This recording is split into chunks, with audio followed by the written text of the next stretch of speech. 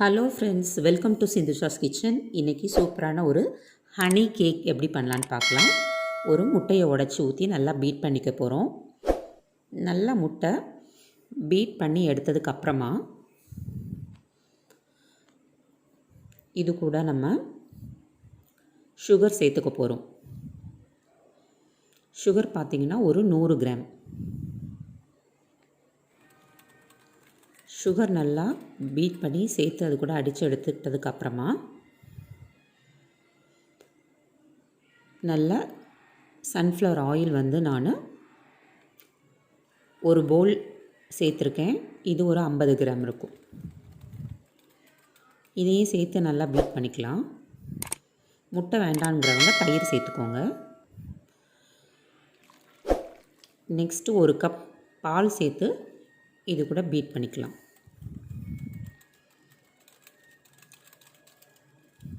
இது எல்லாம் சேர்த்து நல்லா பீட் பண்ணி எடுத்துக்கிட்டதுக்கப்புறமா வெண்ணிலா எசன்ஸ் வந்து ஃபியூ ட்ராப்ஸ் நம்ம சேர்த்துக்கலாம். நல்ல ஒரு வாசம் கொடுக்கும் அதுக்காக. இது எல்லாம் சேர்த்து நம்ம பீட் பண்ணி முடித்ததுக்கப்புறமா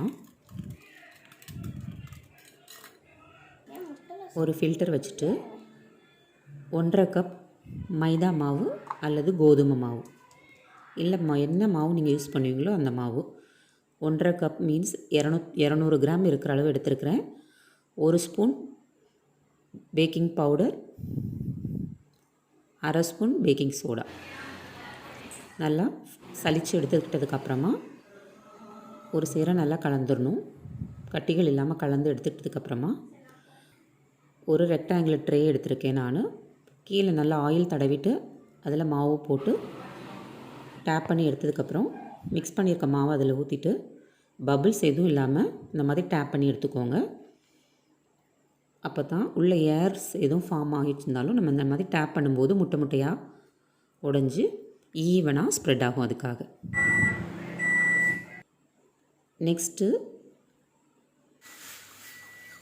ஒரு பாத்திரத்தில் 2 ஸ்பூன் ஹனி போட்டு கொதிக்க வச்சுக்கலாம். நம்ம பேக் பண்ணி இந்த சைடில் நம்ம எடுத்துட்டோம். ஓவனில் 180 டிகிரி செல்சியஸில் ப்ரீ ஹீட் 10 மினிட்ஸ் பண்ணதுக்கப்புறமா 20 to 25 மினிட்ஸ் எனக்கு ஆச்சு. சூப்பராக பேக் ஆகி வந்துருச்சு. பேக் பண்ணி எடுத்ததுக்கப்புறமா ஒரு ஃபோக்கில் இந்த மாதிரி ஹோல் போட்டுக்கோங்க. இந்த ஹனி சிரப் வந்து நம்ம மேலே கோட் பண்ண போகிறோம். அதுக்காக தான் இப்படி ஹோல்ஸ் போட்டதுக்கப்புறமா மேலே ஸ்ப்ரெட் பண்ணோன்னா ஈவனாக அந்த சிரப் வந்து ஸ்ப்ரெட் ஆகும். அதுக்காக தான் இந்த இது வந்து ஃபோக் இல்லை ஸ்டிக்கு டூத்பிக் எது இருந்தாலும் அதை வச்சு நீங்கள் ஹோல் போட்டுக்கலாம் லைட்டாக அந்த மாதிரி. இப்போ நான் ட்ரேலேருந்து திருப்பி வெளியில் எடுத்ததுக்கப்புறமா ஃபோக் வச்சு நல்லா இந்த மாதிரி ஹோல் போட்டுக்கிறேன். நெக்ஸ்ட்டு நம்ம ரெடி பண்ணி வச்சுருக்கக்கூடிய அந்த ஹனி சிரப்பை இது மேலே லைட்டாக ஸ்ப்ரெட் பண்ணுங்கள்.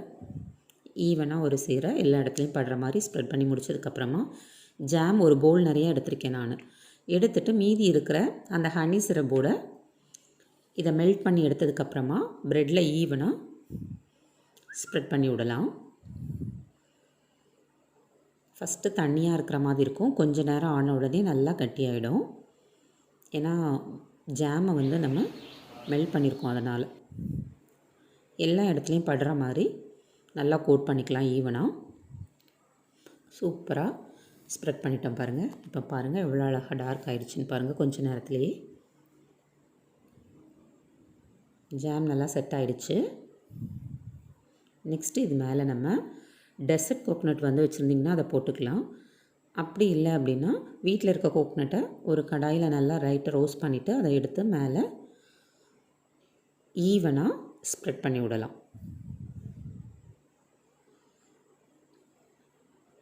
அங்கே இங்கே போடாமல் எல்லா இடத்துலையும் ஒரே மாதிரி ஈவனாக நம்ம ஸ்ப்ரெட் பண்ணி விட்டோன்னா நம்மளுக்கு கேக் ரெடி. இந்த ஹனி கேக் வந்து என்னுடைய பர்த்டே ஸ்பெஷலாக இந்த கொரோனா டைமில் வீட்டிலே பண்ணி இன்றைக்கி கட் பண்ணேன். ஃப்ரெண்ட்ஸ், எல்லாருக்கும் இந்த ரெசிபி பிடிச்சிருக்குன்னு நினைக்கிறேன். இந்த ரெசிபி பிடிச்சிருந்ததுன்னா லைக் பண்ணுங்கள், ஷேர் பண்ணுங்கள். சிந்துஷாஸ் கிச்சனை சப்ஸ்கிரைப் பண்ணிக்கோங்க.